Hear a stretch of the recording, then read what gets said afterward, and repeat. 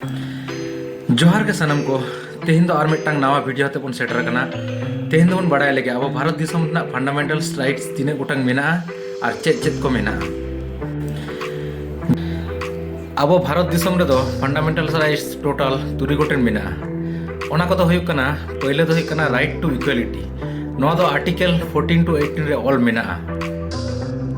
नोंडे दो ऑल मेना भारत दिसम रन सनाम होड़ लई के आइन दो समान ओना साथे आरो ऑल मेना रेंगेज किसड़ उसूल छेपो हेंदे फारचा नोआ को नेल काते कोई मनमी हो बिचार बांग गानोआ सेकेंड फंडामेंटल राइट्स तो हुई कन तबना राइट टू फ्रीडम नोआ तो आर्टिकल 19 to 22 रे ऑल मेना नोंडे ऑल मेना रोड रे फुरगल गावता बेनाव रे फुरगल बिन हथियार ते जावड़ा रे फुरगल भारत दिसम रेना सनाम टोठा रे दाड़ा बाड़ा रे फुरगल मेना और भारत दिसम रेना सनाम टोठा रे गिरेबासी रे फुरगल मेना ताकुआ जहाय होड़गे जहाना वैलिड अजे बेगर ग्रेप्तार बांग गानोआ थर्ड फंडामेंटल राइट्स तो हुयु कन तबना राइट अगेंस्ट एक्सप्लॉयटेशन नोआ दो आर्टिकल 23 and 24 रे ऑल मेना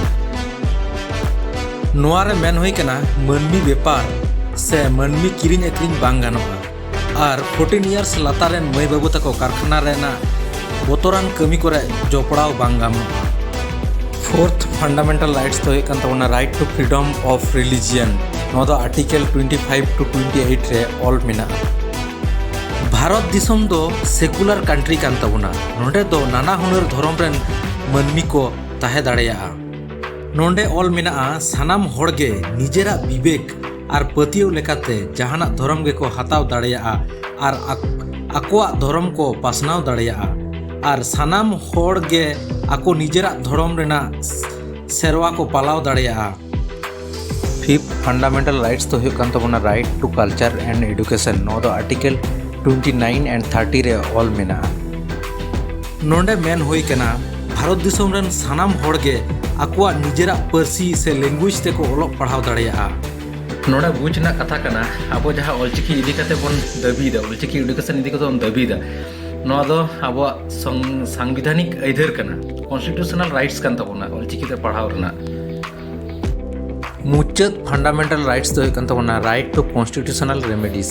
नोआ दो आर्टिकल 32 रे ऑल मेना नोडा दो ले हुई कना भारत रे नगरिया को जुदी मने हुयुआ जे आकोआ मूलन अधार से फंडामेंटल राइट्स मालट रेया रिकिड़ चला कना से मालटोक कना